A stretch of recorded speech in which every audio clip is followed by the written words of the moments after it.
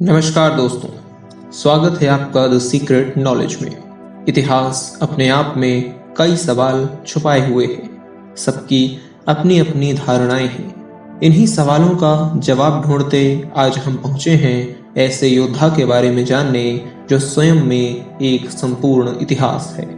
खलनायक से नायक बनने तक के सफर ने उसे अशोका द ग्रेट बना दिया। जी हाँ दोस्तों, आज हम बात करेंगे भारत के सबसे प्रसिद्ध शासक चक्रवर्ती सम्राट अशोक की। 304 ईसा पूर्व पाटलिपुत्र में सम्राट बिंदुसार और महारानी सुभद्रांगनी से जन्मे अशोक। उनके जीवन में उनकी मां का बड़ा योगदान रहा है। उनके जीवन को शुरुआत से ही संघर्ष और कठिनाइयों से उनके बड़े भाई सुसीम ने भर दिया था, परंतु उन्होंने अपने दादा चंद्रगुप्त मौर्य को अपना आदर्श माना और उन्हीं की तरह एक महान योद्धा बनने का प्रयास करते रहे। कई बार जब विद्रोह की अग्नि उठती तो सम्राट बिंदुसार अशोक को उसे रोकने भेजते, जिससे उनके बड़े भाई के मन में उनके प्रति शत्रुता ने जन्म ले लिया। सुसीम एक अय्यास और बिगड़ा हुआ राजकुमार था, जिससे न प्रजा डरती थी न शत्रु। वहीं दूसरी ओर अशोक को मौत का दूसरा नाम कहा जाता था, जिसकी मौजूदगी ही यमराज की मौजूदगी बन जाती थी। इसलिए दुश्मन कभी अशोक का सामना नहीं करते थे। सम्राट बिंदुसार के बूढ़े हो जाने के कारण बड़े बेटे सुसीम ने सब अपने आधिपत्य में कर लिया। साथ ही उसने अशोक को निर्वासित कर दिया। वो जंगलों में घूमते हुए बौद्ध भिक्षुकों से मिलने लगे।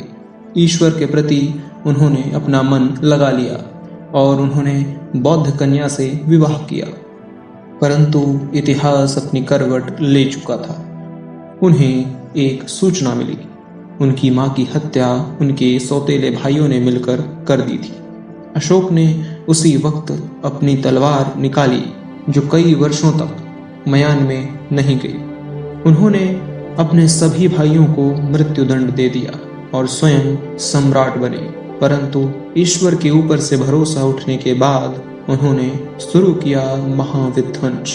उन्होंने मात्र 8 वर्षों में अनेकों युद्ध लड़के पूरे अखंड भारत को अपने आधिपत्य में ले लिया।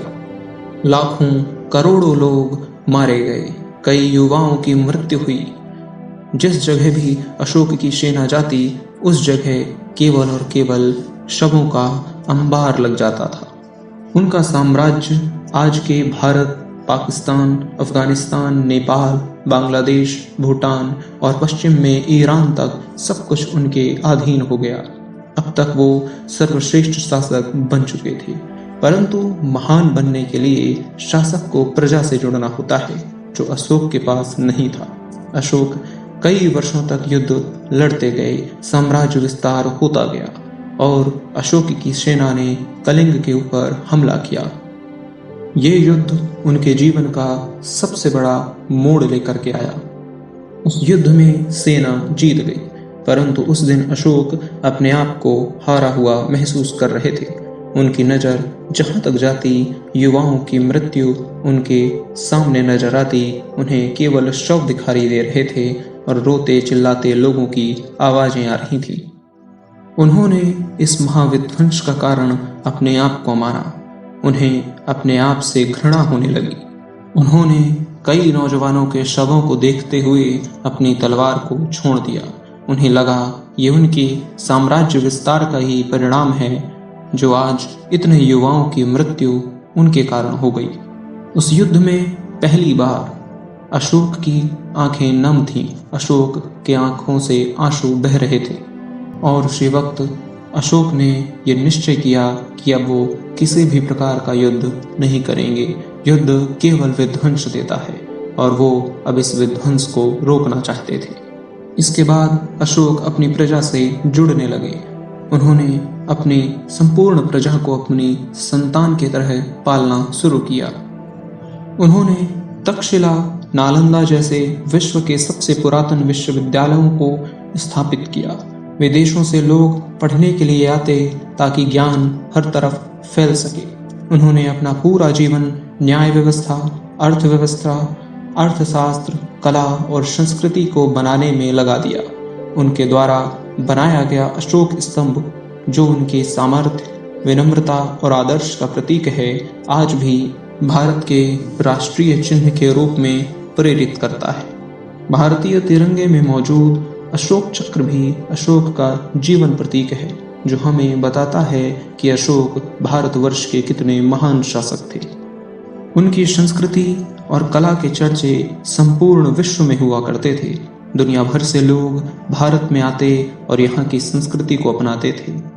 इतना ही नहीं, यहाँ का ज्ञान चीन, जापान और कोरिया जैसे देशों तक फैला हुआ था, जो संपूर्ण विश्व में ज्ञान का एक भंडार बनकर प्रस्तुत हुआ था। उनका जीवन लाखों मनुष्य का प्रेरणा बन गया और इस प्रकार अशोक एक बालक से अशोका द ग्रेट बन गए, जिसके जैसा सम्राट फिर भारतवर्ष में कभी नहीं हुआ। मुझे उम्मीद है ऐसे ही रोचक तथ्यों को जानने के लिए, अपने गौरवशाली इतिहास को जानने के लिए आप हमसे अवश्य जुड़ेंगे। धन्यवाद।